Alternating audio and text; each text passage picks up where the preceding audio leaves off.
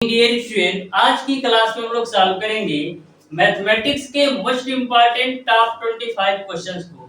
Dear student, ये top 25 question ऐसे question हैं जो आपके पॉलिटेक्निक अथवा आईईआरटी एंट्रेंस एग्जाम में बार बार पूछे गए क्वेश्चन है। डियर स्टूडेंट, प्रत्येक क्वेश्चन का सॉल्यूशन बिल्कुल कॉन्सेप्चुअल कराने वाला हूँ, जिससे आपको प्रत्येक क्वेश्चन का कॉन्सेप्ट अच्छी तरीके से समझ में आ सके। एक बात और डियर स्टूडेंट, आपके एग्जाम में जो बते हुए जिनों की संख्या है वो बहुत कम है, तो डियर स्टूडेंट मैक्सिमम स्टूडेंट ने सिलेबस के अनुसार पूरी तरह से फिजिक्स, केमिस्ट्री और मैथ कंप्लीट कर लिया होगा। अब डियर स्टूडेंट आपको मिक्स क्वेश्चन करने की जरूरत है, या यह कह सकते हैं मोस्ट इम्पोर्टेंट क्वेश्चन की करने की जरूरत है। मिक्स क्वेश्चन करने से होगा क्या डियर स्टूडेंट, आपको प्रत्येक चैप्टर का रिवीजन होता रहेगा। और डियर स्टूडेंट, यदि आपको किसी भी चैप्टर के क्वेश्चन फंसते हैं तो उस चैप्टर को आप 1 से 2 बार अच्छी तरीके से पढ़ जाइएगा, तो इस तरीके से आप अपनी तैयारी लेवल को एक अच्छे लेवल पर पहुंचा सकते हैं।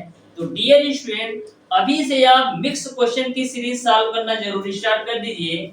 मिक्स क्वेश्चन को सॉल्व करने से आपको प्रत्येक चैप्टर का रिवीजन भी होता रहेगा और किस चैप्टर में आपको प्रॉब्लम हो रहा है ये सारी चीजें भी आपको समझ में आएंगी।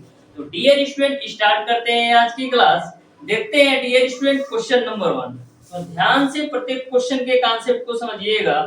बिल्कुल शानदार तरीके से मैं आपको प्रत्येक क्वेश्चन का सॉल्यूशन करवाने वाला हूं। तो क्वेश्चन नंबर 1 है आपका डियर स्टूडेंट, यदि एक समांतर श्रेणी में प्रथम और अंतिम पद क्रमशः 17 और 350 है और सामान्य अंतराल 9 है, तो पदों की संख्या क्या है ये आपको बताना है। तो बिल्कुल सिंपल सा क्वेश्चन है, ध्यान से समझिएगा। क्वेश्चन नंबर 1 को कैसे सॉल्व करना है, बिल्कुल सिंपल सा क्वेश्चन है। ये आपका समांतर श्रेणी का क्वेश्चन है। तो क्वेश्चन में दे रखा है प्रथम और अंतिम पद 17 और 350 है, यानी कि प्रथम पद ए की जो वैल्यू दे रखा है वो आपको दे रखा है 17 और अंतिम पद एल की वैल्यू आपको दे रखा है 350 और जो सामान्य अंतराल दे रखा है यानी कि जो डी की वैल्यू आपको दे रखा है वो आपको दे रखा है 9। तो आपको बताना है कि पदों की संख्या कितनी होगी ये आपको बताना है। तो डियर स्टूडेंट, मैंने आपको एक फार्मूला बताया था, जब आपको अंतिम पद और प्रथम पद पता हो तो ऐसे कंडीशन में आपको फार्मूला लगाना होता है L बराबर A प्लस का N माइनस का 1 इंटू का D। L की वैल्यू आपका है 350, A की वैल्यू आपका है 17 प्लस का N की वैल्यू आपको निकालना है और D की वैल्यू आपका है 9।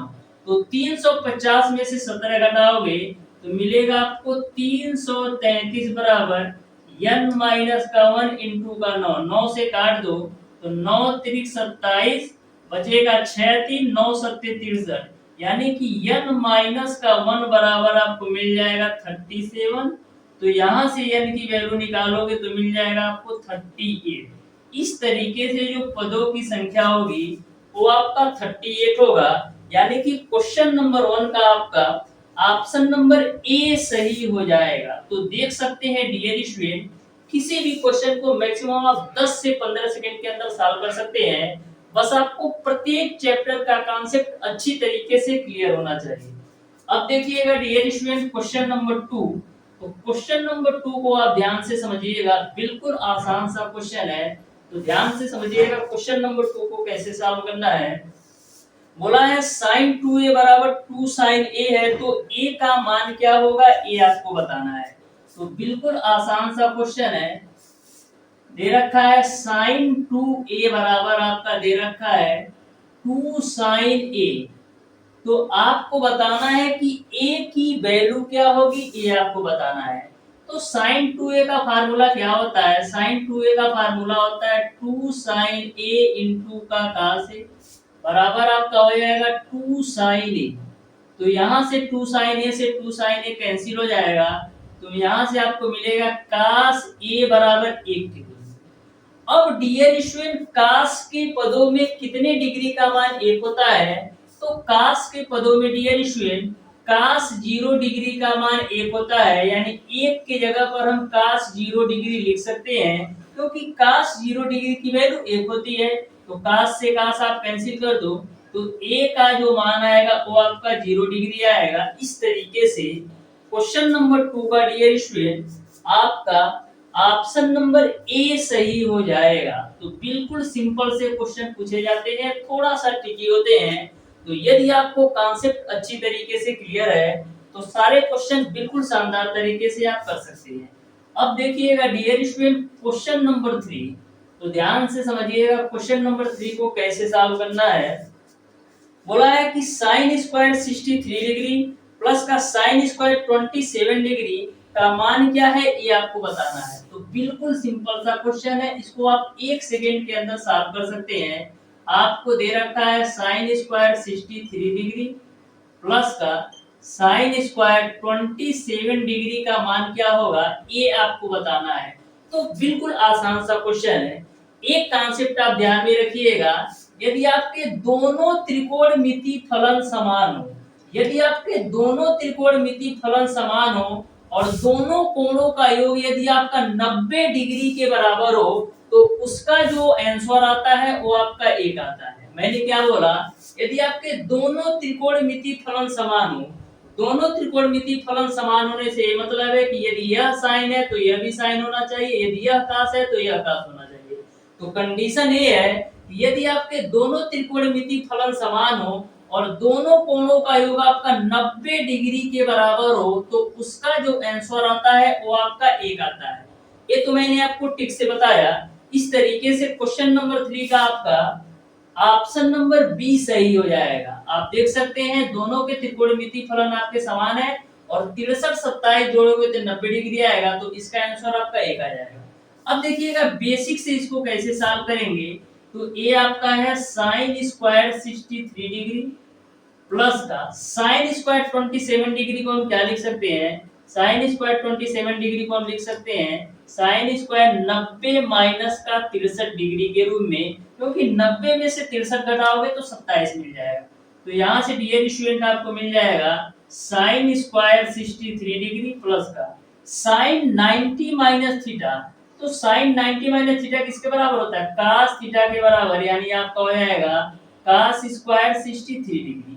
अब देखिएगा ये जो आपकी वैल्यू है sin स्क्वायर a प्लस का cos स्क्वायर a के रूप में हो गया, sin square a plus cos square a के रूप में हो गया, तो इसका मान आपका 1 होता है। तो इस तरीके से मैंने आपको दोनों तरीके बता दिया है, आप ट्रिक से 1 सेकंड के अंदर सॉल्व कर सकते हैं।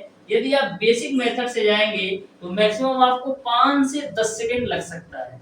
अब देखिएगा डियर स्टूडेंट क्वेश्चन नंबर 4, तो बिल्कुल आसान सा क्वेश्चन है क्वेश्चन नंबर 4 भी। ये भी आपका त्रिकोणमिति का क्वेश्चन है। आपके पॉलिटेक्निक अथवा आईईआरटी एंट्रेंस एग्जाम में त्रिकोणमिति से 4 से 5 क्वेश्चन 100% पूछा जाना है। तो त्रिकोणमिति एक ऐसा चैप्टर है जिससे आप मैक्सिमम नंबर आप क्वेश्चन हल कर सकते हैं। तो त्रिकोणमिति को बिल्कुल शानदार तरीके से जरूर तैयार कर लीजिएगा। तो देखिएगा क्वेश्चन नंबर 4 बोला है कि सेट a प्लस 10a एक ब्रैकेट में, दूसरे ब्रैकेट में 1 माइनस का साइन a का मान क्या होगा ये आपको बताना है। तो देखिएगा क्वेश्चन नंबर 4 को, बिल्कुल आसान सा क्वेश्चन है। दे रखा है सेक a प्लस का 10a एक ब्रैकेट में और दूसरे ब्रैकेट में आपको दे रखा है 1 माइनस का साइन a, इसकी वैल्यू क्या आएगी ये आपको बताना है। तो ध्यान से समझिएगा कैसे सॉल्व करना है। सेक a को हम लिख सकते हैं 1 अपान का cos a के रूप में, प्लस का 10a को हम लिख सकते हैं sin a अपान का cos a के रूप में। उसके बाद से डियर स्टूडेंट यहाँ पर आपका 1 माइनस का साइन ए है तो 1 माइनस का साइन ए ही रखो।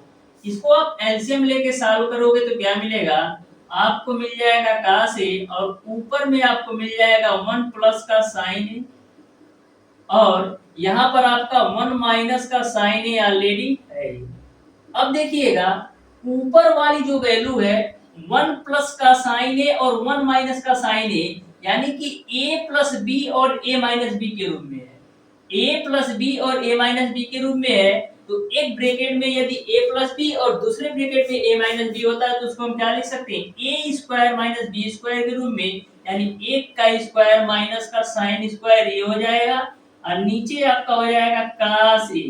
तो एक का स्क्वायर आपका एक ही होगा, तो 1 माइनस का साइन स्क्वायर एक किसके बराबर होता है, आपका होता है कास स्क्वायर ए के, और नीचे आपका ऑलरेडी कासे है, तो कासे से आपका कासे कैंसिल हो जाएगा, तो फाइनली आपको मिल जाएगा कास ए। इस तरीके से क्वेश्चन नंबर 4 का जो सही आंसर होगा वो आपका ऑप्शन नंबर डी सही हो जाएगा। ऑप्शन नंबर डी इसका बिल्कुल राइट आंसर होगा। अब देखिएगा डियर स्टूडेंट क्वेश्चन नंबर 5, तो ध्यान से समझिएगा क्वेश्चन नंबर 5 को कैसे सॉल्व करना है। तो क्वेश्चन नंबर 5 है डियर स्टूडेंट, बोला है केंद्रीय प्रवृत्तियों की तीनों मापों के बीच प्रायोगिक संबंध है। तो एक सिंगल सा फार्मूला होता है कि बहुलक बराबर 3 गुणे माध्यिका माइनस 2 गुणे का माध्य। आपका बहुलक माध्य और माध्यिका में जो सही संबंध होता है डियर स्टूडेंट, वो आपका एक फार्मूला होता है बहुलक बराबर आपका होता है 3 गुणे माध्यिका माइनस का 2 गुणे माध्य। अब चारों ऑप्शंस को आप देखिए किस ऑप्शंस में आपका इस रूप में दिया है। तो सबसे पहले हम ऑप्शन नंबर ए को चेक करते हैं। तो ऑप्शन नंबर ए आपको दे रखा है 2 गुणे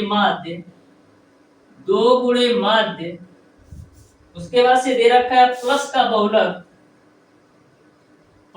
बहुलक बराबर आपको दे रखा है 3 गुणे माध्यिका के रूप में।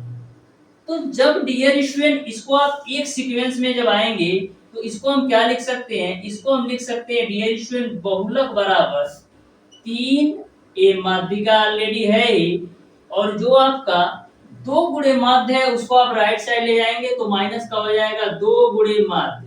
तो इस तरीके से आप देख सकते हैं कि यह फार्मूला और यह फार्मूला दोनों आपस में मैच कर रहे हैं। इस तरीके से आपका ऑप्शन नंबर ए सही हो जाएगा, यानी कि माध्य माध्यिका और बहुलक में जो सही संबंध होगा वो आपका 2 गुणे माध्य प्लस का बहुलक बराबर 3 गुणे माध्यिका के रूप में होगा।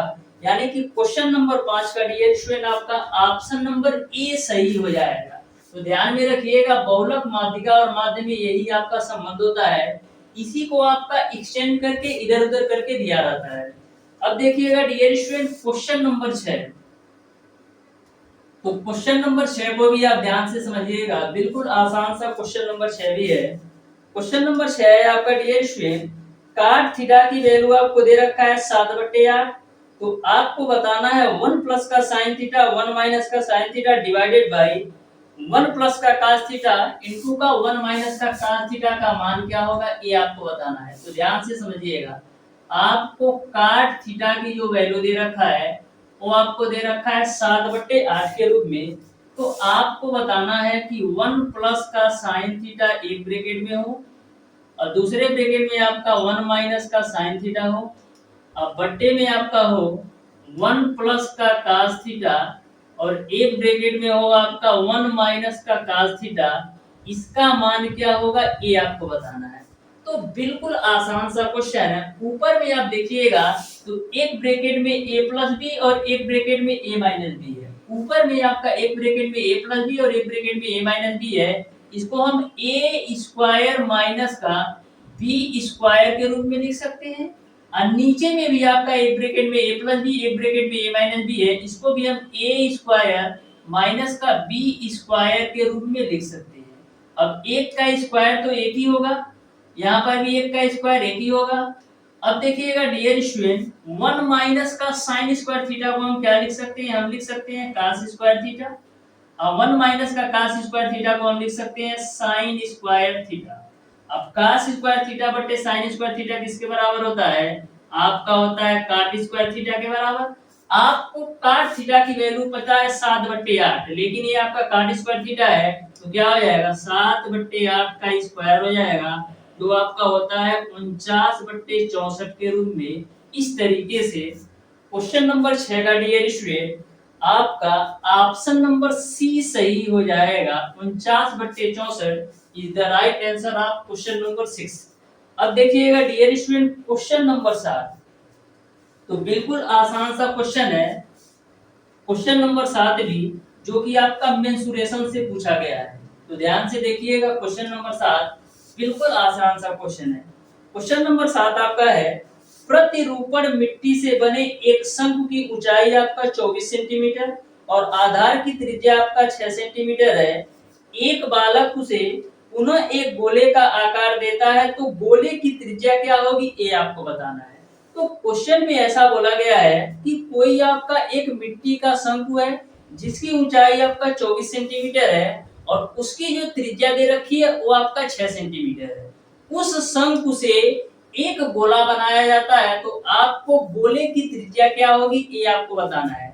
तो ऐसे कंडीशन में जो गोले का आयतन होगा वो आपका शंकु के आयतन के बराबर होगा, क्योंकि शंकु के द्वारा ही गोला बनाया जाता है।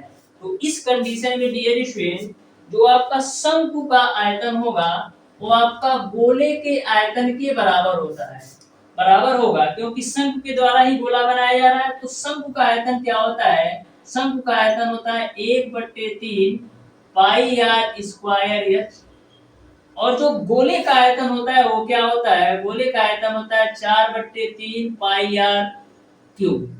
इस तरीके से मैंने शंकु के आयतन को गोले के आयतन में बराबर कर दिया, क्योंकि शंकु के द्वारा ही गोला बनाया जाता है।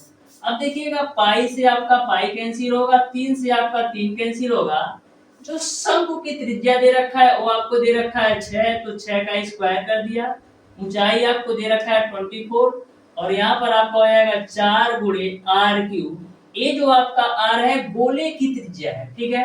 अब देखिएगा 6 का स्क्वायर करोगे तो 36 गुणे का 24 बराबर आपका हो जाएगा 4 इंटू का आर क्यूब। 4 से काट दो तो 4 छक 24, तो यहाँ से आपको मिल जाएगा 36 गुणे 6 बराबर आर क्यूब। तो यहाँ से आपका आर क्यूब की जो वैल्यू मिलेगी वो आपका 216 मिलेगा। तो आर की जो वैल्यू आएगी वो आपको मिल जाएगा 6 सेंटीमीटर, यानी कि जो गोले की त्रिज्या होगी डियर स्टूडेंट वो आपका 6 सेंटीमीटर हो जाएगा। इस तरीके से क्वेश्चन नंबर 7 का ऑप्शन नंबर ए सही हो जाएगा। अब देखिएगा डियर स्टूडेंट क्वेश्चन नंबर 8, तो ध्यान से समझिएगा क्वेश्चन नंबर 8 को कैसे सॉल्व करना है। बिल्कुल आसान सा क्वेश्चन नंबर 8 भी है। बोला है कि यदि 64 सेंटीमीटर क्यूब आयतन के दो घनों को आपस में सिरों से जोड़ दिया गया तो परिणामी घनाभ का पृष्ठीय क्षेत्रफल क्या है ये आपको बताना है। यानी कि 64 सेंटीमीटर क्यूब के दो घन हैं जिनको आपस में जोड़ दिया जाता है तो एक घनाभ का रूप में आ जाता है। तो घनाभ का पृष्ठीय क्षेत्रफल क्या है ये आपको बताना है। तो बिल्कुल आसान सा क्वेश्चन है, आप ध्यान से समझिएगा। जो घनाभ का आयतन दे रखा है वो आपको दे रखा है 64 सेंटीमीटर क्यूब। तो घनाभ के आयतन का फार्मूला क्या होता है, घनाभ के आयतन का फार्मूला होता है ए क्यूब, यानी ए क्यूब की वैल्यू आपको दे रखा है 64।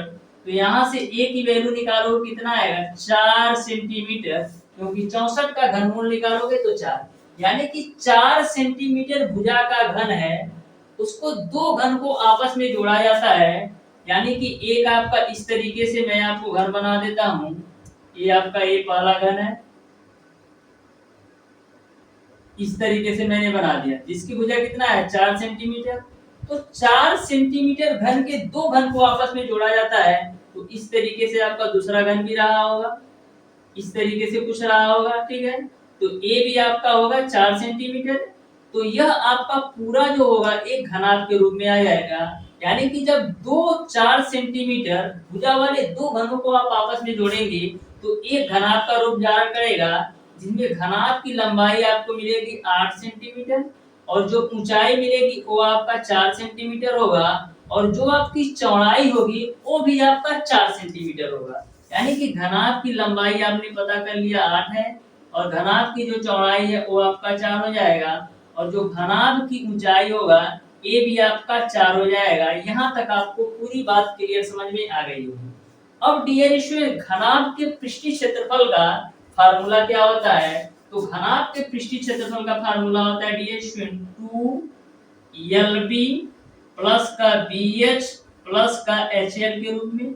अब सारी वैल्यू रख दो, तो 2 L की वैल्यू है 8 गुणे का B की वैल्यू है 4 प्लस का B की वैल्यू है 4, H की वैल्यू है 4 प्लस का H की वैल्यू है 4 और L की वैल्यू आपका है 8।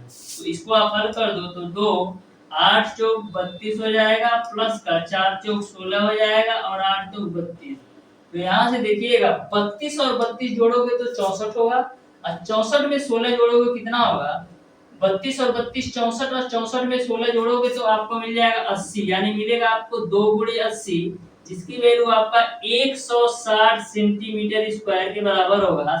यानी कि जो घनाभ होगा उसका पृष्ठीय क्षेत्रफल 160 सेंटीमीटर स्क्वायर होगा। इस तरीके से क्वेश्चन नंबर 8 का ऑप्शन नंबर बी सही हो जाएगा। तो अब देखिएगा डियर स्टूडेंट क्वेश्चन नंबर 9, तो बिल्कुल आसान सा क्वेश्चन है क्वेश्चन नंबर 9 भी। आप ध्यान से समझिएगा क्वेश्चन नंबर 9 को कैसे सॉल्व करना है। तो क्वेश्चन नंबर 9 है आपका 8 के प्रथम 15 गुणजों का योग है, यह आपको बताना है। तो 8 के प्रथम 15 गुणजों का योग पूछे, या 8 के प्रथम 50 गुणजों का योग पूछे, या 25 के प्रथम 50 गुणजों का योग पूछे, आज मैं आपको इस तरीके से इस क्वेश्चन को बताऊंगा कि इस तरीके से आपके एग्जाम में कैसा भी क्वेश्चन पूछ लिया जाए आपसे छूटेगा नहीं। और ध्यान से समझिएगा क्वेश्चन नंबर 9 को कैसे सॉल्व करना है। बोला है 8 के 15 गुणजों का योगफल क्या है ये आपको बताना है। तो पहला तो आपका 8 होगा, दूसरा आपका 16 होगा, तीसरा आपको 24 होगा, डाट डाट डाट कितने पदों तक, 15 पदों तक का योगफल क्या होगा ये आपको बताना है।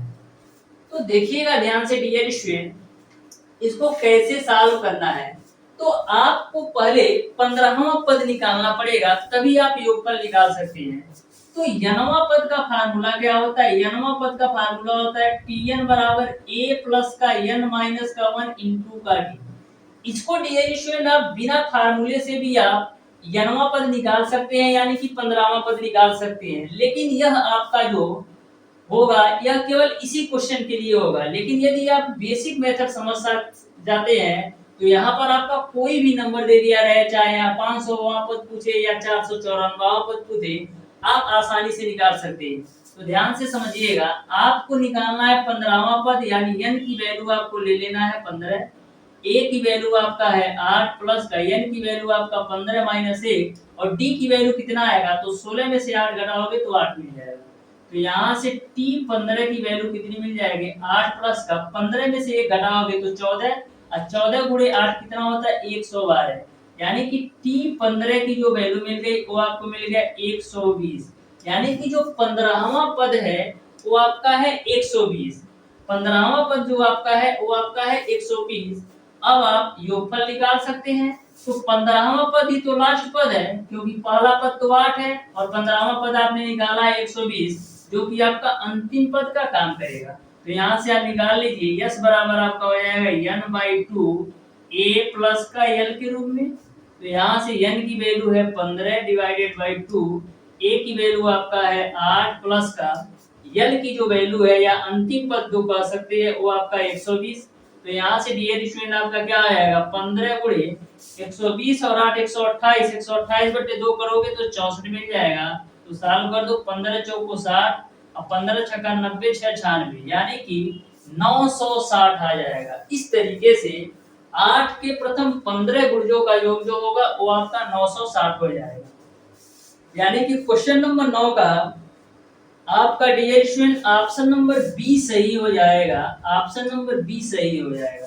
तो ध्यान में रखिएगा, कभी भी आपको इस तरीके से क्वेश्चन पूछा जाए तो इस तरीके से आप सॉल्व कर सकते हैं। बस सिंगल से 2 फार्मूला आपको ध्यान में रखना है। कितना भी लेंथी क्वेश्चन पूछ ले, चाहे यहाँ पर 8 के गुणज पूछे या 11 का पूछे या 15 का पूछे, या आपको 25 पदों तक पूछ ले या 30 पदों तक या 100वां पदों तक पूछ ले, आप सिंपल तरीके से ज्ञात कर सकते हैं। अब देखिएगा डियर स्टूडेंट क्वेश्चन नंबर 10, तो बिल्कुल आसान सा क्वेश्चन है क्वेश्चन नंबर 10 भी। ये भी क्वेश्चन आपका त्रिकोणमिति का है। तो ध्यान से समझिएगा क्वेश्चन नंबर 10 को। बोला है कि sin थीटा बराबर आपका कड़ी में 3 cos थीटा दे रखा है। sin थीटा बराबर कड़ी में 3 cos थीटा। तो आपको थीटा की वैल्यू बताना है। जो आपकी थीटा की वैल्यू है वो आपका 0 और 90 के बीच होना चाहिए। 0 और 90 के बीच आपको थीटा की वैल्यू निकालना है, क्या होगा ये आपको बताना है। तो आप देख सकते हैं डियर स्टूडेंट त्रिकोणमिति से प्रत्येक सेट में कोई सा भी सेट आप उठा करके देख लीजिए, 5 से 6 क्वेश्चन आपको 100% देखने को मिलेगा त्रिकोणमिति से। तो देखिएगा कैसे सॉल्व करेंगे। sin थीटा बराबर कड़ी में 3 cos थीटा है, तो cos थीटा को बट्टे में लाओ तो हो जाएगा आपको sin थीटा बट्टे का cos थीटा बराबर आपका हो जाएगा कड़ी में 3। sin थीटा बट्टे cos थीटा क्या होता है, tan थीटा बराबर आपका हो जाएगा कड़ी में 3।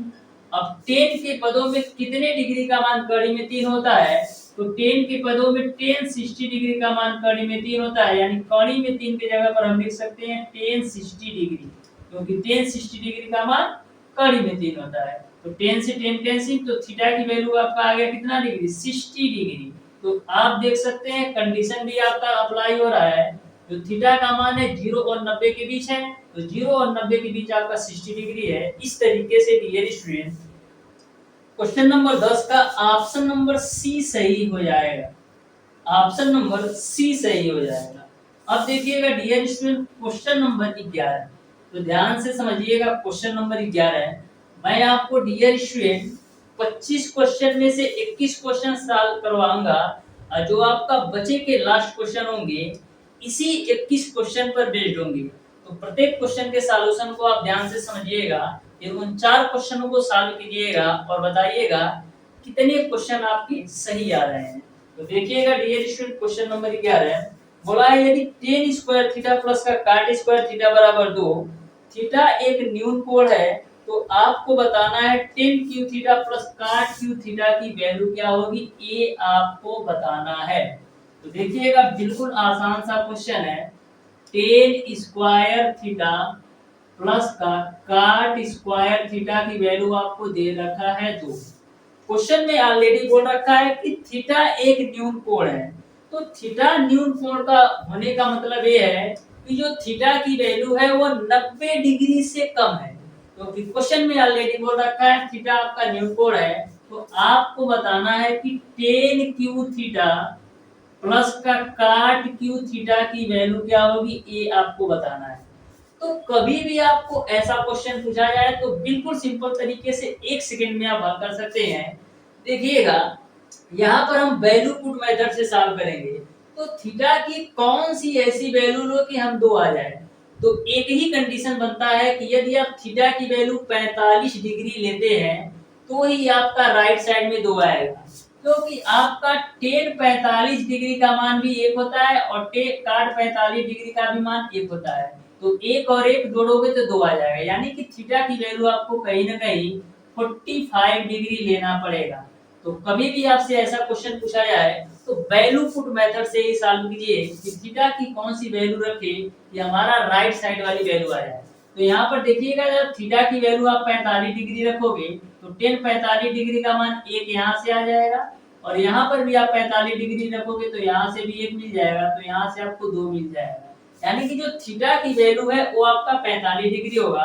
तो जब आपका थीटा की वैल्यू यहाँ पर भी आप 45 डिग्री रखोगे तो यहाँ से भी आपको 1 मिलेगा और यहाँ से भी आपको 1 मिलेगा। इस तरीके से इसका भी जो आंसर होगा वो आपका 2 ही होगा। इस तरीके से क्वेश्चन नंबर 11 का ऑप्शन नंबर ए सही हो जाएगा। डियर स्टूडेंट चाहे आपका tan क्यू थीटा प्लस का cot क्यू थीटा था, यदि आपसे ए पूछ लेता tan पे पावर 64 थीटा प्लस का cot पे पावर 64 थीटा, इसका भी मान 2 ही होता, क्योंकि 1 पर पावर आप कितना भी कर लीजिए उसका मान 1 ही आता है। तो ध्यान में रखिएगा कभी भी आपसे ऐसा क्वेश्चन पूछा जाए तो बिल्कुल सिंपल तरीके से आप सॉल्व कर सकते हैं। अब देखिएगा dear student question number 12, question number 12 को भी आप ध्यान से समझिएगा।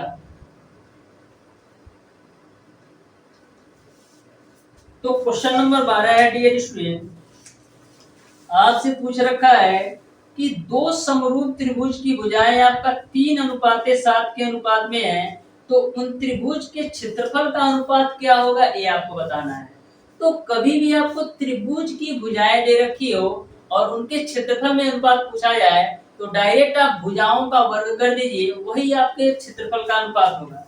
तो देखिएगा जो भुजाओं में अनुपात दे रखा है वो आपको दे रखा है 3:7 के रूप में, तो उनके क्षेत्रफल में अनुपात पूछा जा रहा है ना, तो आप भुजाओं का वर्ग कर दीजिए, यानी 3 का वर्ग करेंगे 9 और 7 का वर्ग करेंगे 49। इस तरीके से जो क्षेत्रफल में अनुपात होगा वो आपका 9:49 होगा, यानी कि क्वेश्चन नंबर 12 का ऑप्शन नंबर बी सही हो जाएगा।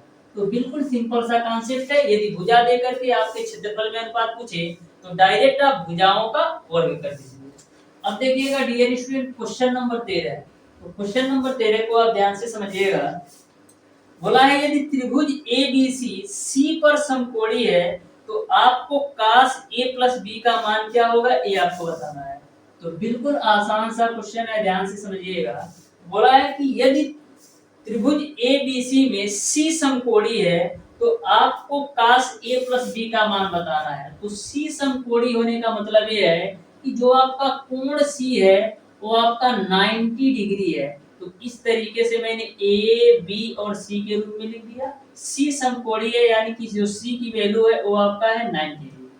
अब डियर स्टूडेंट आपको पता है कि किसी भी त्रिभुज के तीनों कोणों का जो योग होता है वो आपका 180 डिग्री के बराबर होता है, यानी कि एंगल ऑफ ए प्लस का एंगल ऑफ बी प्लस का एंगल ऑफ सी की जो वैल्यू है वो आपका 180 डिग्री के बराबर होता है, क्योंकि तीनों कोणों का योग आपका 180 डिग्री होता है।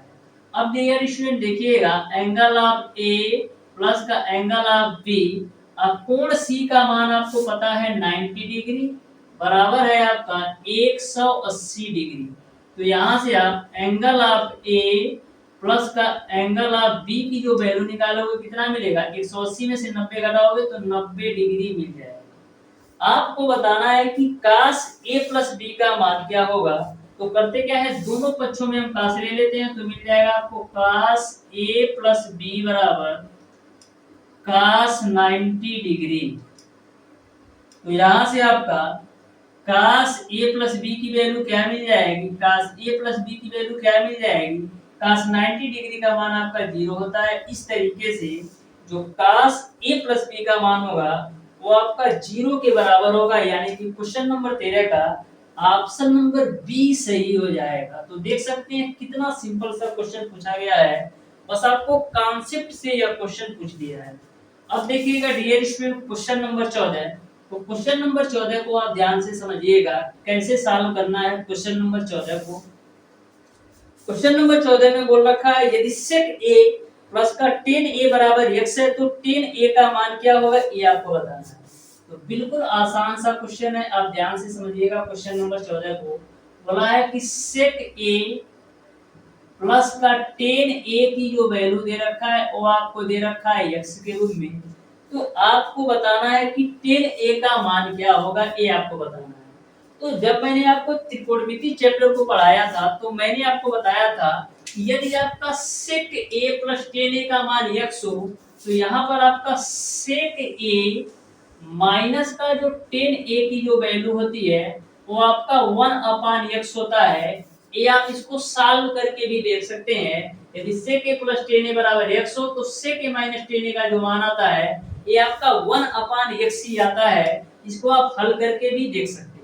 अब देखिएगा आपको निकालना है कि tan a का मान क्या होगा ना, तो इसको आप मान लो समीकरण नंबर 1 डियर स्टूडेंट, इसको आप मान लो समीकरण नंबर 2। हमको tan a से मतलब है तो करते क्या है, आप समीकरण 1 में से समीकरण 2 को घटा देते हैं। समीकरण 1 में से समीकरण 2 को घटा देते हैं तो समीकरण 1 आपका है sec a प्लस का tan a बराबर x, और जो समीकरण 2 है आपका वो आपका है sec a माइनस का tan a बराबर है आपका 1/x। दोनों समीकरण को आपस में घटाना है तो यहाँ पर माइनस करेंगे और यहाँ पर माइनस करेंगे तो ये आपका प्लस हो जाएगा, यहाँ पर आपका माइनस हो जाएगा। तो sec a से sec a कैंसिल, तो यहाँ पर tan a जोड़ोगे तो मिलेगा आपको 2 tan a बराबर x माइनस का 1/x के रूप में। यहाँ से देखिएगा 2 tan a बराबर आपका x माइनस 1/x है ना, तो यहाँ पर आपका 2 tan a बराबर इसको आप हल कर लीजिए तो मिलेगा x square minus 1/x, x square minus 1/x के रूप में।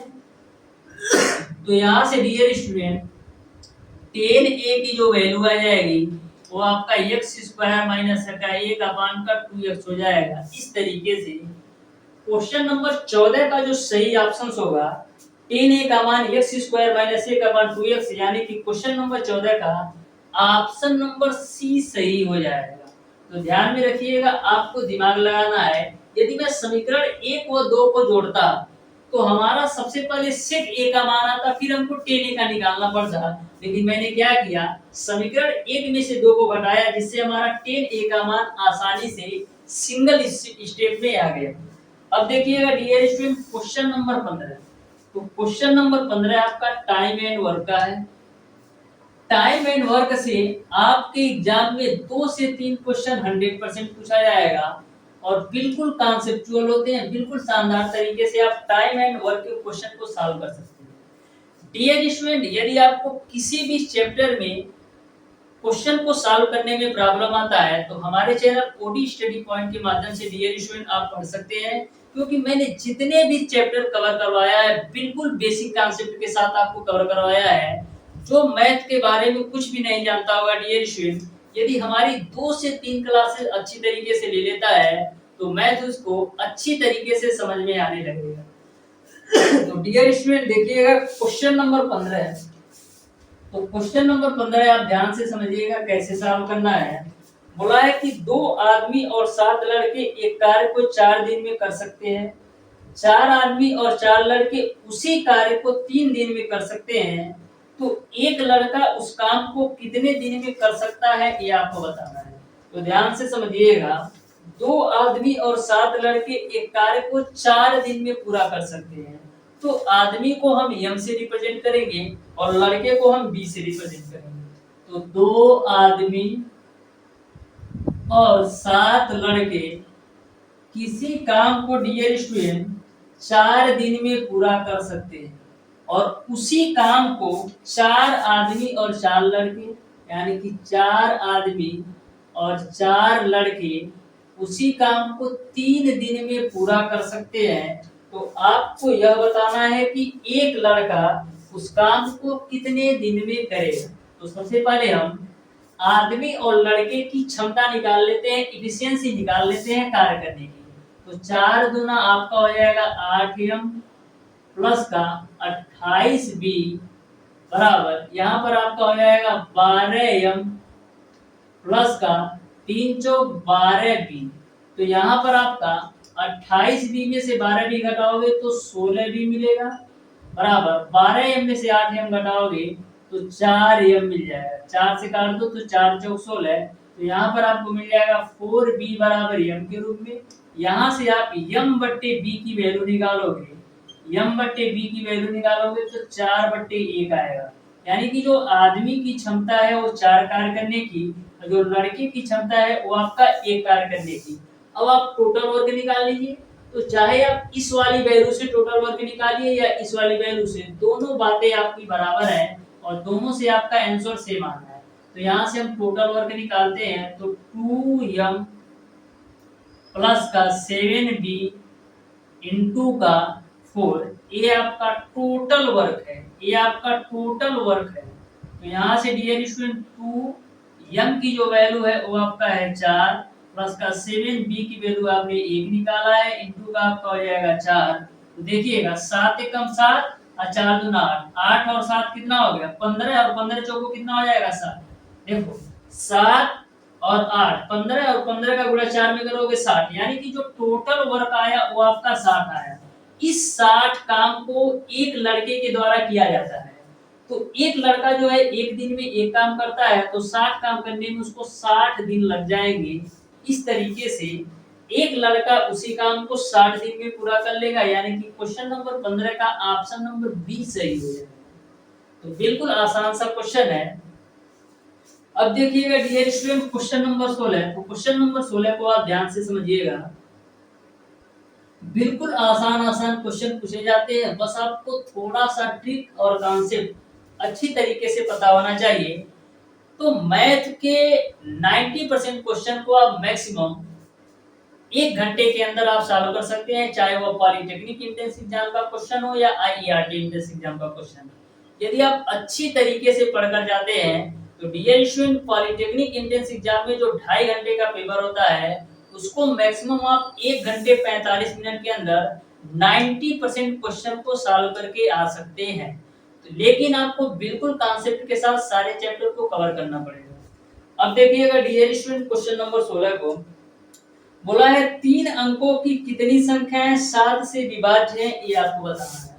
तो बिल्कुल आसान सा क्वेश्चन है, आप ध्यान से समझिएगा, बिल्कुल सिंपल सा क्वेश्चन है। बोला है कि 3 अंकों की कितनी संख्याएं 7 से विभाज्य है, ये आपको बताना है। तो क्वेश्चंस के लैंग्वेज को आप जरूर समझिएगा। आपको बताना है कि 3 अंकों की कितनी संख्याएं ऐसी हैं जो 7 से विभाज्य है। तो जो पहली संख्या होगी तो वो आपका होगा 105, क्योंकि यदि आप 105 से नीचे जाते हो तो वह आपका 2 अंक में आएगा। तो 3 अंकों की जो सबसे छोटी संख्या होगी 7 से विभाज्य, वो आपका 105 होगा। अब डियर स्टूडेंट 3 अंकों की हम बड़ी संख्या निकाल लेते हैं जो आपका 7 से विभाज्य हो। तो 3 अंकों की जो बड़ी संख्या होती है वो तो आपका होता है 999। तो हम 7 से डिविजिबिलिटी देख लेते हैं कि 7 से विभाजित होने वाली 3 अंकों की बड़ी संख्या क्या है। तो यहाँ से आपका देखिएगा तो 7 एकम 7 बचेगा 2 9 7 चौक 28, फिर 7 दूना 14, यानी कहीं ना कहीं 5 आपका शेषफल बच रहा है। यानी कि 999 में से 5 कम जो संख्या होगी वो आपका 7 से पूरी पूरी विभाज्य होगी। यानी कि जो 3 अंकों की बड़ी से बड़ी संख्या होगी 7 से विभाज्य, वो आपका 994 होगी। तो पहली आपका 105 होगा, तो दूसरा आपका 112 संख्या होगी जो 7 से विभाज्य होगी, तीसरा आपका 119 होगा। ऐसे ही आपका इस तरीके से होगा। तो आपको यह बताना है कि कितनी संख्याएं ऐसी है 3 अंकों की जो 7 से विभाज्य है। तो यहाँ पर आपका एक सिंगल सा ट्रिक अपनाना है। ट्रिक यह है कि लास्ट टर्म माइनस का first term divided by common difference plus का 1 से आप संख्याओं की संख्या निकाल सकते हैं। तो यल यानी कि लास्ट टर्म माइनस का फर्स्ट टर्म यानी a divided by common difference d plus का। तो इस सिंगल से फार्मूले से आप यह निकाल सकते हैं कि कितनी संख्याएं इससे विभाज्य हो। यानी कि क्वेश्चन नंबर 16 की तरह कभी भी आपसे ऐसा क्वेश्चन पूछा जाए तो सिंगल सा फार्मूला आप ध्यान में रखिएगा, लास्ट टर्म माइनस का first term divided by common difference plus का 1 का फार्मूला लगाइएगा तो आपको संख्याओं की संख्या पता चल जाएगा। तो लास्ट टर्म आपका है 994 माइनस का फर्स्ट टर्म है आपका 105 डिवाइडेड बाय कॉमन डिफरेंस कितना है 112 105 का डिफरेंस कितना है 7 का ही है, प्लस का 1 कर लो। तो यहाँ से देखिएगा 994 में से 105 घटाओ तो 14 में से 5 जाएगा 9, यहाँ पर आपका 9 में 8 में से 0 जाएगा 8, फिर यहाँ पर 9 में से 1 जाएगा 8, फिर बट्टे का 7 प्लस का 1 कर लो। तो 7 से कैंसिल कर लो, 7 एकम 7, फिर बचेगा 1 8, 7 दूना 14, फिर 4 9 7 7 49। तो 127 प्लस 1 कर लो तो ये आपको मिल जाएगा 128। इस तरीके से 128 ऐसी संख्याएं हैं, 3 अंकों की 128 ऐसी संख्याएं हैं जो 7 से पूरी पूरी विभाज्य है।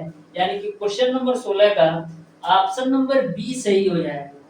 ये जो आपका फार्मूला है डियर स्टूडेंट, ये समांतर श्रेणी से फार्मूला आया हुआ है। जो आप फार्मूला लगाते हो यल बराबर a प्लस का n माइनस का 1 इंटू का d, इसी फार्मूले का यह सार रूप है। इसको आप सॉल्व कीजिएगा ना तो यही इसी रूप में आएगा। तो इस तरीके से आपको सारी बातें क्लियर समझ में आ गई होगी। अब देखिएगा डियर स्टूडेंट क्वेश्चन नंबर 17। तो क्वेश्चन नंबर 17 को आप ध्यान से समझिएगा कैसे सॉल्व करना है। क्वेश्चन नंबर 17 को, तो क्वेश्चन नंबर 17 है आपका, दो क्रमवार विषम धनात्मक संख्याएं इस प्रकार हैं कि उनके वर्गों का योग आपका 290 है। तो संख्याएं क्या है ये आपको बताना है। तो डियर स्टूडेंट दो क्रमवार विषम धनात्मक संख्याएं आपको लेना है। तो पहली जो विषम संख्या मैं ले लेता हूं वो आपका 2x प्लस 1, और जो दूसरी विषम संख्या मैं ले लेता हूं वो आपका 2x प्लस 3। अब बात आती है डियर स्टूडेंट 2x प्लस 1 पहली संख्या और दूसरी संख्या मैंने 2x प्लस 3 क्यों ही लिया। यदि आप विषम संख्या में 2x प्लस 1, 2x प्लस 3 या 2x प्लस 5 के रूप में लेते हैं तो ऐसे कंडीशन में डियर स्टूडेंट x का चाहे कुछ भी मान आए हमेशा जो वैल्यू होगी वो आपका विषम में ही आएगी। तो इस तरीके से पहली मैंने विषम संख्या 2x प्लस 1 ले लिया और दूसरी मैंने 2x प्लस 3, इसलिए इस तरीके से लिया क्योंकि यहाँ पर आपकी x की कोई भी वैल्यू आएगी, हमेशा जो संख्याएं निकलेंगी वो आपका विषम संख्याएं निकलेंगी। अब क्वेश्चन में बोला है कि दोनों संख्याओं के वर्गों का योग 290 है, यानी कि आपका 2x प्लस 1 का होल स्क्वायर प्लस का 2x प्लस का 3 का होल स्क्वायर, इसका जो जोड़ है वो आपका 290 है। तो हल कर लो, a प्लस बी का होल स्क्वायर खोलो तो मिलेगा आपको 4x स्क्वायर प्लस का 1 प्लस का 4x, इसको आप खोल लो a प्लस बी पे, तो 4x स्क्वायर प्लस का 9 प्लस का 2ab, तो 2 दूना 4 दिया 12x बराबर आपका हो जाएगा 290। 4x स्क्वायर आपका हो जाएगा 8x स्क्वायर, 12x और 4x जोड़ोगे तो 16x हो जाएगा और 9 में 1 जोड़ोगे तो आपको मिल जाएगा 10 बराबर आपका हो जाएगा 290। तो यहाँ से आपको मिल जाएगा 8x स्क्वायर प्लस का 16x, 290 में से 10 घटाओगे तो मिलेगा आपको 280। इसको हम लिख सकते हैं 8x स्क्वायर प्लस का 16x माइनस का 280 बराबर 0। अब देखिएगा 8 कॉमन ले लेते हैं तो क्या मिलेगा x स्क्वायर प्लस का 2x माइनस का 8 यहाँ से कॉमन लो तो 8 3 24 8 5 40 बराबर 0। तो इस तरीके से x square plus 2x minus का 35 बराबर 0 एक द्विघात समीकरण के रूप में आ गया। तो x स्क्वायर प्लस का 2x माइनस का 35 बराबर 0, इसको आप हल कर लीजिए। तो इसको हम क्या लिख सकते हैं, 35 का आपको ऐसे फैक्टर करना है कि जोड़ने और घटाने पर 2 आए, तो 7 5 आपका 35 होता है। तो यानी लिख सकते हैं 7x माइनस का 5x माइनस का 35 बराबर 0। इन दोनों में आप x कॉमन ले लो तो x प्लस का 7, इन दोनों से माइनस का 5 कॉमन ले लो तो x प्लस का 7 बराबर 0। तो एक ब्रैकेट में आपको मिल जाएगा x प्लस 7 और एक ब्रैकेट में आपको मिल जाएगा x माइनस 5। तो यहाँ से तो निकालोगे तो माइनस में आएगा x का मान और यहाँ से जब x का मान निकालोगे तो 5 मिल जाएगा। तो x की वैल्यू आपको मिल गया 5। अब x का मान यहाँ पर रख दो, तो देखो x का मान जब यहाँ पर रखोगे तो पहली संख्या आपको 11 मिलेगा और जो x का मान यहाँ पर जब 5 रखोगे तो दूसरी संख्या आपको 13 मिलेगा। इस तरीके से जो संख्याएं आपकी होंगी वो आपका 11 और 13 हो जाएगा, यानी कि पहली विषम संख्या 11 और दूसरी आपका 13 होगा। इस तरीके से क्वेश्चन नंबर 17 का ऑप्शन नंबर ए सही हो जाएगा। बिल्कुल सिंपल तरीके से मैंने आपको बताया है, आपको अच्छी तरीके से समझ में आया होगा कि ऐसा क्वेश्चन आपको कभी भी पूछा जाए तो कैसे सॉल्व कर सकते हैं। अब देखिएगा डियर स्टूडेंट क्वेश्चन नंबर 18, तो बिल्कुल सिंपल सा क्वेश्चन है क्वेश्चन नंबर 18 भी। आप ध्यान से समझिएगा क्वेश्चन नंबर 18 को कैसे सॉल्व करना है, क्योंकि सारे क्वेश्चन जितने भी मैं सॉल्व करवाया हूँ कहीं ना कहीं आपके प्रीवियस ईयर पेपर में 3 से 4 बार से अधिक बार आपके एग्जाम में पूछे गए क्वेश्चन है। तो प्रत्येक क्वेश्चन बिल्कुल कॉन्सेप्चुअल है और आपको प्रत्येक क्वेश्चन में कुछ ना कुछ सीखने को मिलेगा। तो डियर स्टूडेंट किसी भी क्वेश्चन को आप मिस मत कीजिएगा और प्रत्येक क्वेश्चन के सॉल्यूशन को बिल्कुल कॉन्सेप्ट के साथ पढ़िएगा। यदि आप किसी भी चैप्टर के क्वेश्चन को एक बार अच्छी तरीके से कॉन्सेप्ट के साथ पढ़ लेते हैं तो उस चैप्टर के बिहाफ कहीं से भी आपसे क्वेश्चन पूछा जाए छूटेगा नहीं, आप 100% एक्यूरेसी के साथ सॉल्व कर सकते हैं। देखिएगा डियर स्टूडेंट क्वेश्चन नंबर 18, तो क्वेश्चन नंबर 18 है आपका डियर स्टूडेंट, श्रृंखला 3 8 13 डॉट डॉट डॉट 253 के अंतिम पद से 20वां पद क्या है ये आपको बताना है। तो बिल्कुल आसान सा क्वेश्चन है, 3 8 और 13 है, फिर डॉट डॉट डॉट 253 आपका अंतिम पद दे रखा है। आपको बताना है कि अंतिम पद से 20वां पद क्या होगा ये आपको बताना है। तो अंत से n वां पद का जो फार्मूला होता है वो आपका होता है an बराबर l माइनस का n माइनस का 1 इंटू का d होता है। ये आपका अंत से n वां पद का फार्मूला है। तो यहाँ पर आपको कौन सा पद निकालना है, 20वां, यानी कि a20 का मान निकालना है। l का मान कितना है 253 माइनस का n की वैल्यू कितना है 20 माइनस का 1, d की वैल्यू निकाल लो तो 8 में से 3 जाएगा 5, यानी कि समांतर 5 आ जाएगा। तो यहाँ से आपका ए आप 20 की वैल्यू मिल जाएगी 253 माइनस 20 में से एक घटाओगे 19, 19 का गुणा 5 भी करोगे तो 95 मिल जाएगा। तो यहाँ से घटा लो तो 13 में से 5 जाएगा 8, फिर यहाँ पर 14 में से 13 में से 5 जाएगा 8, फिर 14 में से 9 जाएगा कितना बचेगा 5, फिर 1, यानी कि जो 20वां पद होगा अंत से वो आपका 158 होगा। इस तरीके से क्वेश्चन नंबर 18 का dear student option number B सही हो जाएगा। अब देखिएगा डियर स्टूडेंट क्वेश्चन नंबर 19, तो ध्यान से समझिएगा। क्वेश्चन नंबर 19 को भी बिल्कुल सिंपल सा इजी क्वेश्चन है, बिल्कुल आसान सा क्वेश्चन है। तो क्वेश्चन नंबर 19 आपका है k का वह मान जिसके लिए समीकरण 3x y प्लस का 5 और 6x - 2y प्लस k बराबर 0 की प्रणाली का कोई हल न हो, ये आपको बताना है। तो कोई हल न होने का कंडीशन क्या होता है?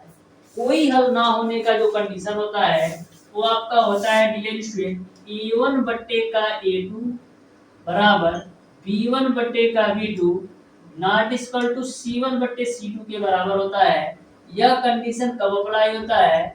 जब आपको दो समीकरण दे रखा हो और कोई हल नहीं होने के कंडीशन में आपका यह कंडीशन अप्लाई होता है।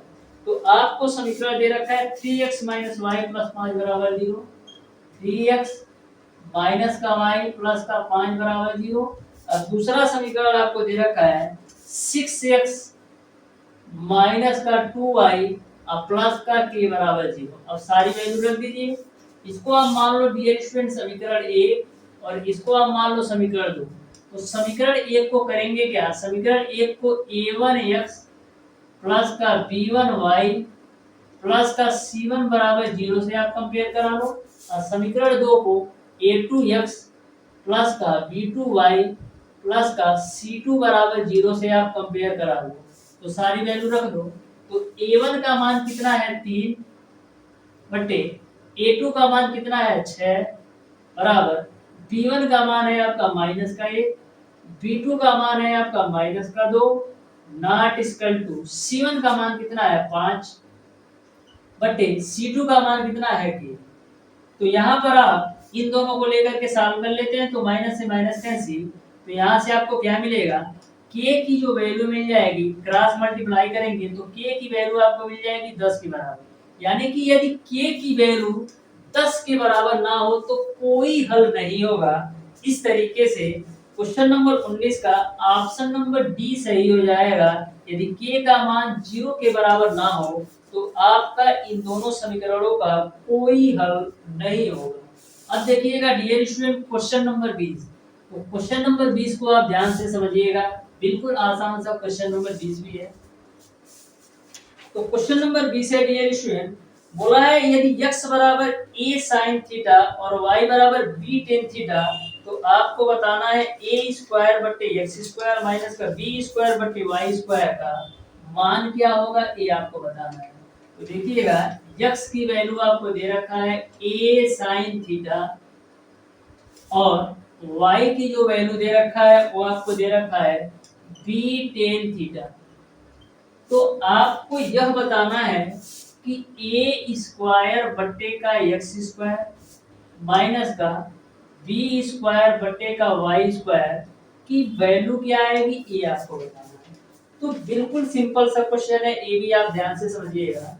a स्क्वायर है तो आप a स्क्वायर ही रखो, x की वैल्यू आपका a sin थीटा है ना, तो आप a sin थीटा रख दो, उसका स्क्वायर है तो स्क्वायर मैंने कर दिया, माइनस का ये आपका b स्क्वायर है, y की वैल्यू आपका b tan थीटा है तो ये आप b tan थीटा का होल स्क्वायर कर दो। अब देखिएगा ऊपर से आपको मिलेगा a स्क्वायर, नीचे में आप स्क्वायर करोगे तो मिलेगा आपको a square sin square theta minus का ऊपर में आपका b स्क्वायर, नीचे में आप स्क्वायर करोगे तो b square tan square theta. तो यहाँ से आपका a स्क्वायर से a स्क्वायर, यहाँ से आपका b स्क्वायर से b स्क्वायर। अब देखिएगा यहाँ पर आपको मिलेगा 1 अपान का साइन स्क्वायर थीटा माइनस का यहाँ पर आपको मिलेगा 1 अपान का टेन स्क्वायर थीटा। तो यहाँ पर dear student 1 upon sine square theta किसके बराबर होता है? 1 अपान साइन स्क्वायर थीटा आपका होता है cosec square theta. Cosec square theta minus का 1/tan स्क्वायर थीटा आपका होता है काट स्क्वायर थीटा। तो यहाँ पर dear student cosec square theta minus cot square theta की वैल्यू आपका 1 होता है। इस तरीके से क्वेश्चन नंबर 20 का डियर स्टूडेंट आपका ऑप्शन नंबर बी सही हो जाएगा, क्योंकि cosec square theta minus cot square theta की वैल्यू 1 आती है। यह कहां से आता है, क्योंकि आपको पता है काट स्क्वायर थीटा बराबर होता है, सॉरी कोसेक स्क्वायर थीटा बराबर होता है 1 प्लस का काट square theta. Cosec square theta बराबर होता है 1 प्लस का काट स्क्वायर थीटा। तो यहां से आप cosec square theta minus cot square theta की वैल्यू निकालोगे तो 1 आपको मिल जाएगा। अब देखिएगा डियर स्टूडेंट क्वेश्चन नंबर 21। तो क्वेश्चन नंबर 21 लास्ट क्वेश्चन है, केवल क्वेश्चन नंबर 21 में सॉल्व करवाऊंगा। लास्ट के जो 4 क्वेश्चन है उसको आप लोग सॉल्व कीजिएगा और बताइएगा डियर स्टूडेंट किस क्वेश्चन का क्या आंसर आएगा। तो देखिएगा क्वेश्चन नंबर 21 बिल्कुल आसान सा क्वेश्चन है। बोला है एक परीक्षा में प्रत्येक सही उत्तर के लिए 1 अंक दिया जाता है, जबकि प्रत्येक गलत उत्तर के लिए 1/4 अंक काट लिया जाता है। यदि एक विद्यार्थी को 120 प्रश्नों के उत्तर देने पर 90 अंक प्राप्त हुए तो उनमें कितने प्रश्नों का सही उत्तर दिया, ये आपको बताना है। तो जो क्राइटेरिया आपका क्वेश्चन नंबर 21 में है, सेम क्राइटेरिया आपके पॉलिटेक्निक अथवा आईईआरटी एंट्रेंस एग्जाम में होता है, क्योंकि उसमें जो होता है एक क्वेश्चन पर आपको 4 नंबर तो दिया जाता है, लेकिन एक क्वेश्चन गलत होने पर 1/4 नंबर यानी कि 1/4 क्वेश्चन के बराबर जो नंबर होता है, यानी एक क्वेश्चन गलत होने पर आपका 1 नंबर काट भी लिया जाता है। यानी एक सही करेंगे तो 4 नंबर मिलेगा और एक गलत करेंगे तो सही में से 1 नंबर कट जाएगा। तो देखिएगा क्वेश्चन नंबर 21 बिल्कुल सिंपल सा कॉन्सेप्ट है। आप इस तरीके से आप अपना रिजल्ट भी निकाल सकते हैं कि इतना मैंने क्वेश्चन सही किया और इतना नंबर मिला। तो सेम कॉन्सेप्ट पर है। क्वेश्चन नंबर 21 को आप समझिएगा तो आपको सारी बातें क्लियर समझ में आ जाएंगी कि हम कितना क्वेश्चन सही करके आए और कितना क्वेश्चन गलत। तो बोला है एक परीक्षा में प्रत्येक सही उत्तर के लिए 1 अंक मिलता है और गलत करता है तो 1/4 अंक काट लिया जाता है। 120 प्रश्नों का उत्तर देता है, लेकिन उसको नंबर जो मिलता है वो आपका 90 मिलता है। तो देखिएगा टोटल जो वो क्वेश्चन सॉल्व किया वो आपका 120 सॉल्व किया। मैं मान लेता हूं डियर स्टूडेंट इस 120 क्वेश्चन में उन्होंने x क्वेश्चन को सही किया। टोटल आपका 120 क्वेश्चन हल किया तो मैंने मान लिया x क्वेश्चन उन्होंने सही किया, तो गलत कितना करेगा, गलत जो करेगा वो आपका 120 माइनस x के बराबर है। तो यहाँ तक आपको क्लियर समझ में आया होगा। टोटल 120 क्वेश्चन उन्होंने सॉल्व किया, मैंने मान लिया x क्वेश्चन सही किया तो गलत कितना करेगा, 120 माइनस करेगा। अब एक क्वेश्चन सही करने पर 1 नंबर मिलता है, तो x क्वेश्चन सही किया है तो x गुणे 1 मिलेगा, और एक क्वेश्चन गलत करने पर आपका 1/4 कट जाता है। तो क्वेश्चन कितना गलत करता है, क्वेश्चन गलत करता है 120 माइनस का x के बराबर, और एक गलत पर 1/4 नंबर कटता है और उसको काट पीट के बाबू 90 नंबर मिल जाता है। अब आपका समीकरण तैयार हो गया। तो देखिएगा x माइनस का 120 माइनस का x बट्टे का 4 बराबर आपका हो जाएगा 90। तो हल कर लीजिए तो मिलेगा आपको 4x माइनस का 120 माइनस का x बराबर, ये आपका बट्टे 4 है तो 4 रखो, ये बराबर है आपका 90। अब देखना डियर स्टूडेंट ऊपर में आपका क्या मिल जाएगा, ऊपर आपको मिलेगा 4x माइनस का 120, और जब इस माइनस का इसमें कराओगे तो प्लस का x हो जाएगा बराबर 90 का गुणा 4 में कराओगे तो आपको मिलेगा 360। यहाँ पर 4x और x आपका हो जाएगा 5x। अब 360 है, जब माइनस का 120 राइट साइड में जाएगा तो 360 और 120 कितना हो जाएगा 380। 5 से काट लो तो आपका हो जाएगा 5 से काटोगे तो कितना होगा, तो 5 से काटोगे डियर स्टूडेंट तो 5 सत्ते 35, यहाँ पर कुछ मिस्टेक है यार, 9 तो 36, सॉरी ये आपका 480 होगा, क्योंकि 360 में 120 जुड़ेगा तो 480 होगा। तो 5 से काट लीजिए, 5 9 45, फिर बचेगा 5 9 45, फिर बचेगा आपका 3 जीरो 5 छक 30, यानी x की जो वैल्यू आएगी वो आपका 96 आएगा। यहाँ पर यार थोड़ा सा मिस्टेक लग रहा है, 4x और 1x 5x। तो यहाँ पर मैं थोड़ा चेक कर लेता हूँ, देखिएगा।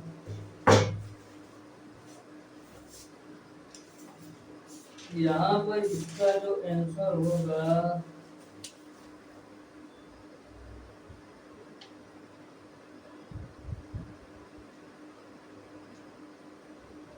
एक नंबर दिया जाता है।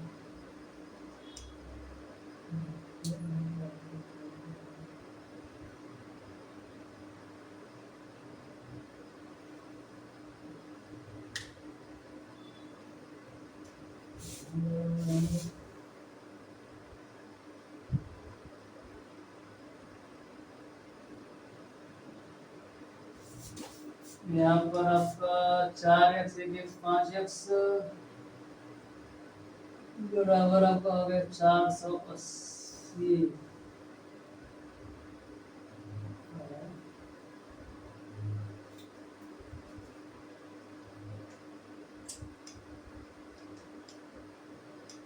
पान नवा 45 5 36, x की वैल्यू 96 आएगी। तो आपसे यह पूछा गया है कि कितने प्रश्नों का सही उत्तर दिया। एक बार आप चेक कर लीजिएगा डियर स्टूडेंट। वैसे तो इसका आंसर जो होगा वो आपका 96 ही आना चाहिए। तो सही प्रश्नों का नंबर है वो आपका 96 ही होगा। एक बार आप यहाँ से चेक कर लीजिएगा।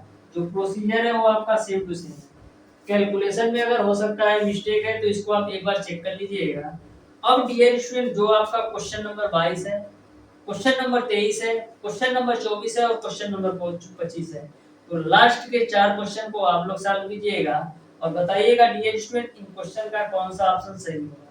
तो प्यारे दोस्तों आज की क्लास को यहीं तक रखते हैं, मिलते हैं नेक्स्ट क्लास में, तब तक के लिए धन्यवाद।